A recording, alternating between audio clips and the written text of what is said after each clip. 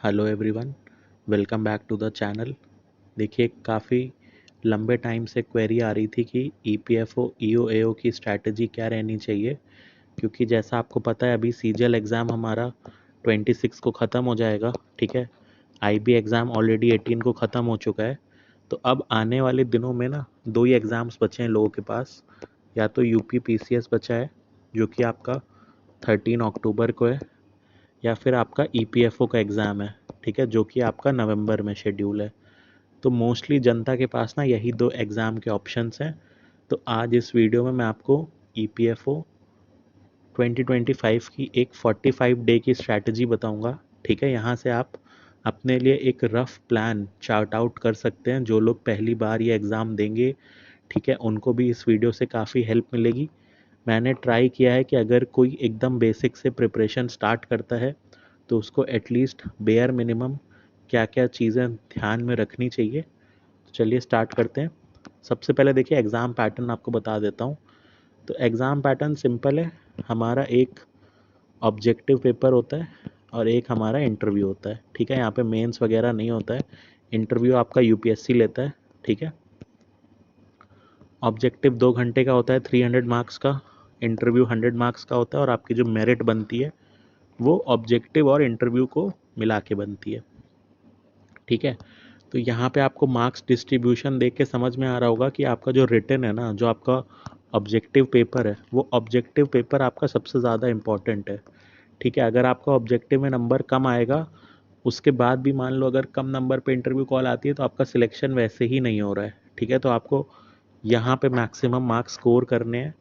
ठीक है, तो चलिए देख लेते हैं सिलेबस में क्या क्या है। देखिए, ईपीएफओ में इस बार जो सिलेबस मिला है ना, वहाँ पे जनरल इंग्लिश है, इंडियन फ्रीडम स्ट्रगल है, पॉलिटी एंड इकोनॉमी है, करंट करंट इवेंट्स है, इंडस्ट्रियल रिलेशंस और लेबर लॉज है, social security in India, general accounting principle, science and computer. ठीक है, इतनी चीज़ें हैं, और आपका क्वांटिटेटिव एप्टीट्यूड और रीजनिंग। ठीक है, इतनी चीज़ें हैं।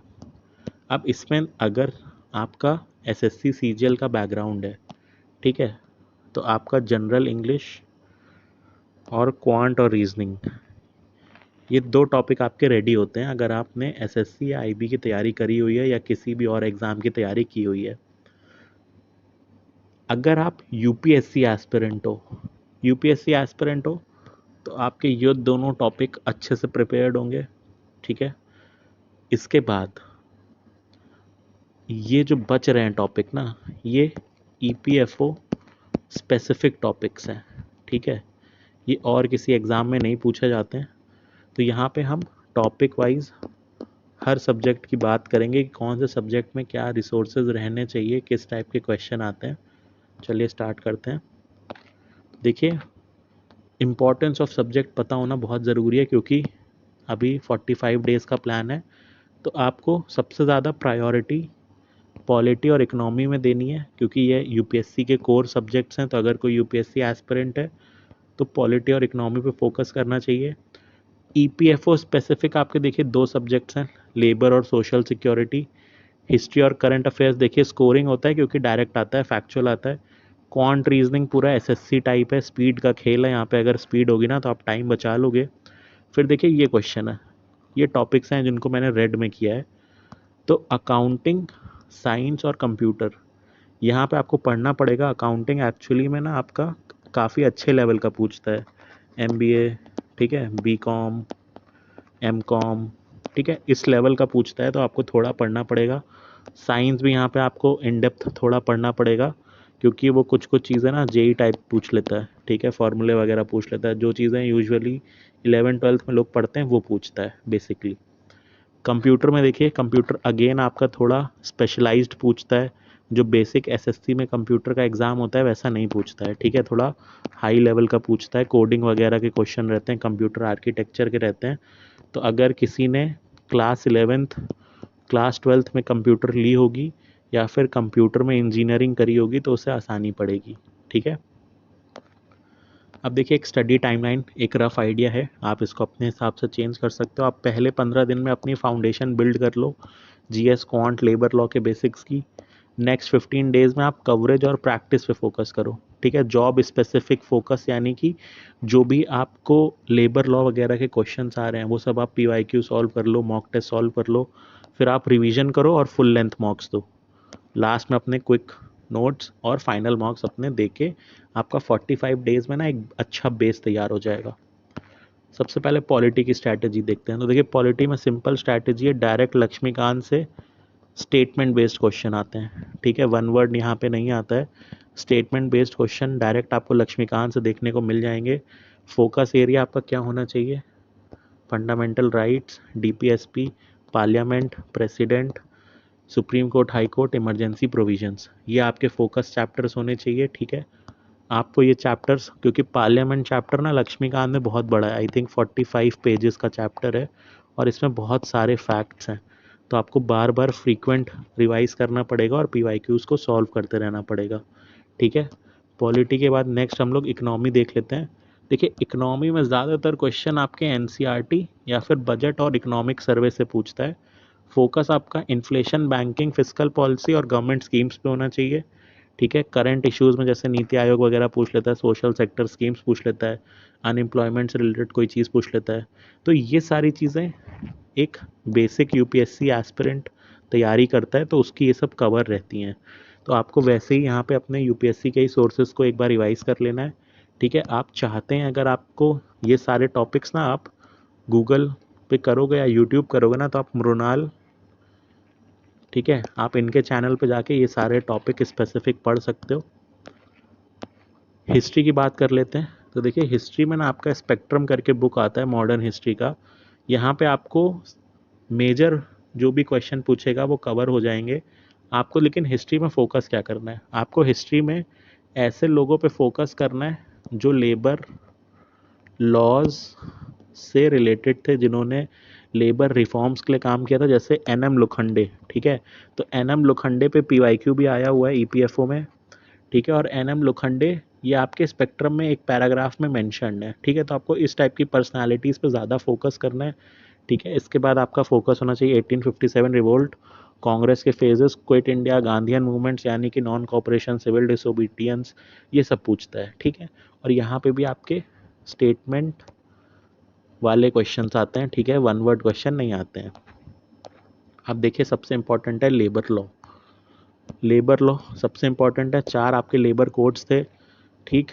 उसके बाद बेयर एक्ट्स की समरी आप देख लो, लेटेस्ट अमेंडमेंट देख लो। ये मैं आपको बोलूँगा ना कि आप ऑफिशियल वेबसाइट से देखना, क्योंकि लास्ट टाइम जो क्वेश्चन पूछे थे EPFO के एग्ज़ाम में वो काफ़ी इन डेप्थ पूछे थे, ठीक है। जितने बड़े बड़े कोचिंग्स थे, देखिए एडू टैप हो गया, ठीक है, फिर आपका अनुज जिंदल हो गया, ठीक है, फिर और आपका देखिए यहाँ पे और बड़ी बड़ी जितनी कोचिंग थी जो पिछले 2023 में जिन्होंने तैयारी करी थी, तो वहाँ पे ना उन सब का कंटेंट फेल हो गया था क्योंकि उन्होंने इन डेप्थ कवरेज नहीं किया था। तो आप बेयर एक्ट से ही कवरेज करना लेबर लॉस का। आप चाहते हो ना तो आप मेरे 40 पेजेस के नोट्स भी फॉलो कर सकते हो। देखिए मैंने यहाँ पे स्क्रीनशॉट लगा दिया है, ये नोट्स मैंने लास्ट टाइम बनाए थे एग्ज़ाम से 1 महीने पहले, बहुत ही क्रिस्प नोट्स हैं। 40 पेजेस में मैंने सारे इंपॉर्टेंट चीज़ें ना मेंशन कर दी हैं, आपको काफ़ी हेल्प मिलेगी। तो अगर आप मेरे नोट से पढ़ना चाहते हो तो आप टेलीग्राम चैनल पे जाके वहाँ से डाउनलोड कर सकते हो। चलिए अब सोशल सिक्योरिटी की देख लेते हैं। तो यहाँ पे देखिए EPFO के कुछ स्कीम्स हैं, वही स्कीम्स पे क्वेश्चन आता है, तो ये आप डायरेक्ट वेबसाइट से इनके बारे में पढ़ लेना, ठीक है।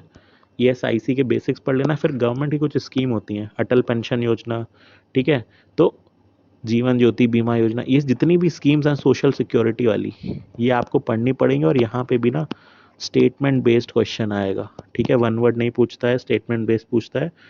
और इससे क्वेश्चन आना 100% है, 100% पूछा जाएगा, तो इसलिए इसका वेटेज हाई है। तो आपको यहाँ पे मल्टीपल रिवीजन की ज़रूरत पड़ेगी। अब क्वांट एंड रीजनिंग की बात कर लेते हैं। देखिए quant and reasoning very easy doable पूछता है अगर आप बैंकिंग की तैयारी कर रहे हो या आप CGL के एस्पिरेंट हो, ठीक है। अगर आप CGL के एस्पिरेंट हो तो आप मैथ्स वगैरह में टाइम वेस्ट मत करो, आप बाकी टॉपिक्स करो, ठीक है। PYQ कर लो, इंपॉर्टेंट टॉपिक्स देखो, यही सब है, CGL में भी यही इंपॉर्टेंट होता है। आगे देख लेते हैं जनरल अकाउंटिंग प्रिंसिपल्स। देखिए ये जो भी नॉन कॉमर्स बैकग्राउंड का है ना, उसके लिए सब नया है, ठीक है। यहाँ पे आपको करनी पड़ेगी तैयारी, मेहनत, क्योंकि ये सब कॉन्सेप्ट्स इंपॉर्टेंट है और इससे ना ज़्यादातर पिछले 2023 के एग्ज़ाम में न्यूमेरिकल पूछे हैं, ठीक है। तो न्यूमेरिकल आप तभी सॉल्व कर पाओगे जब आपके बेसिक्स क्लियर होंगे।